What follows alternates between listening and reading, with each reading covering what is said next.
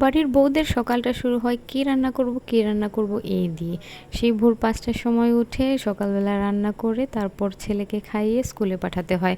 তাই সকাল সকাল রান্না করতে হয় এবং কী রান্না করব সেটা ভাবতে হয়। তো এখানে গতকাল রাতের তরকারি ছিল, ছোট মাছের তরকারি। আর সাথে আমি আজকে রান্না করব মাছের লেজ দিয়ে ভর্তা। এই মাছের লেজগুলো আমি ভেজে নিছিলাম প্রথম, তারপর সেগুলো কাটা বেছে আবার তেলে একটু ভেজে নিচ্ছি, কারণ মাছগুলো হচ্ছে আমি রাতেই ভেজে রেখেছিলাম, যেহেতু রাতে ভাজছি। তো সেটা আমি সকালে আবার কাটা ছাড়িয়ে আবার একটু তেলে ভেজে নিচ্ছি। এদিকে আলুও সিদ্ধ করে নিছি। আজকে আলুর ভর্তা আর মাছের লেজের ভর্তা বানাবো। আর গতকালকের যে তরকারি ছিল এটা দিয়ে সকালে নাস্তা করে ফেলবো। আর ছেলের জন্য হচ্ছে টিফিনের জন্য পাউরুটি ব্রেড আর পাউরুটি একসাথে করে ভেজে নিছি। তো এই তো ভাজা শুকনো মরিচ ডলে নিচ্ছি। আমি হচ্ছে 2টা ভর্তার জন্যই পেঁয়াজ মরিচ একসাথে ডলে নেব, তারপর ওইটা দিয়ে 2টা ভর্তাই করে ফেলবো, আলু ভর্তা এবং মাছের ভর্তা।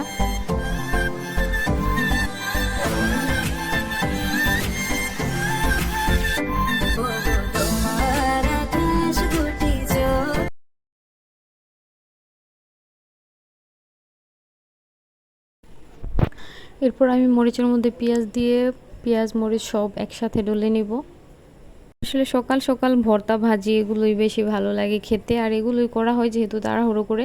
আর বাচ্চাদের টিফিন যেহেতু আলাদা করে রান্না করা হয়, তাই সকাল সকাল তাড়াতাড়ি যেটা করা যায় সেটাই করা হয়। যেমন ভর্তা ভাজি এগুলোই ভাতের সাথে সকালে নাস্তা হিসেবে করা হয়। আর আমার শ্বশুর হচ্ছে সকালবেলা রুটি খায়, তাই বেশি একটু ঝামেলা নেই, ভর্তা ভাজি করে ফেলি সকাল সকাল।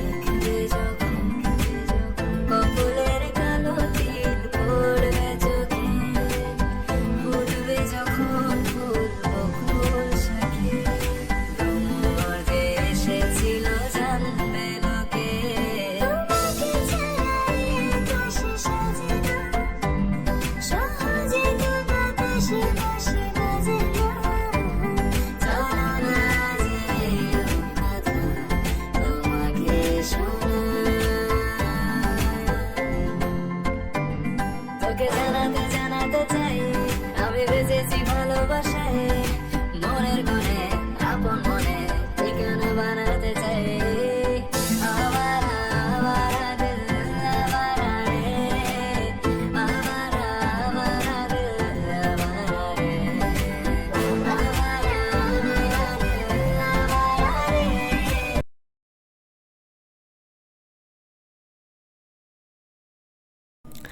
এই তো আমার রান্না বান্না শেষ, এখন ছেলেকে ঘুম থেকে উঠাতে চলে গেলাম।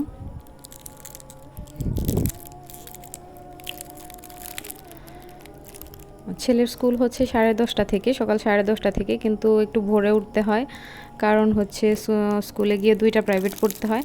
প্রাইভেট পড়ে তারপর হচ্ছে ক্লাস শুরু হয় 10:30টায়। আর প্রাইভেটের জন্য যায় হচ্ছে সকাল 8টায়, মানে প্রাইভেট হচ্ছে 8টা থেকে, আর যেতে হয় 7:30 থেকে, তাই 6:30টার দিকে সকালে ঘুম থেকে উঠতে হয়। এই তো ছেলে হাত মুখ ধুয়ে ব্রাশ করে ফ্রেশ হয়ে আসছে, ওকে খাইয়ে দিচ্ছি।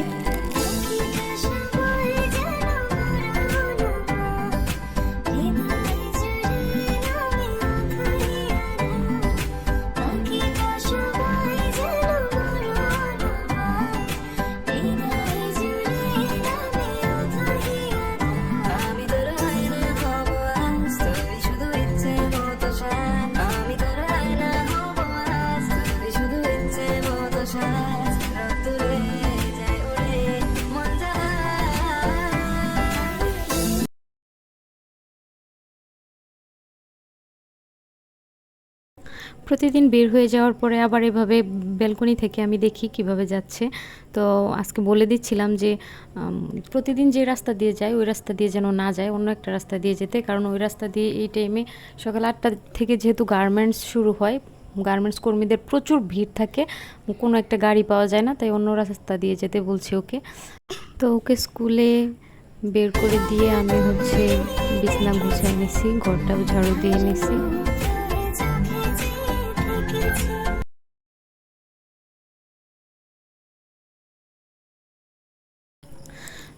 তো শুভ্রকে স্কুলে যেহেতু 7:30টার দিকে বের করে দিই, তারপর অনেকক্ষণ 10টা-11টা পর্যন্ত আর কোনো কাজ থাকে না, আর মেয়েটাও ঘুমায়।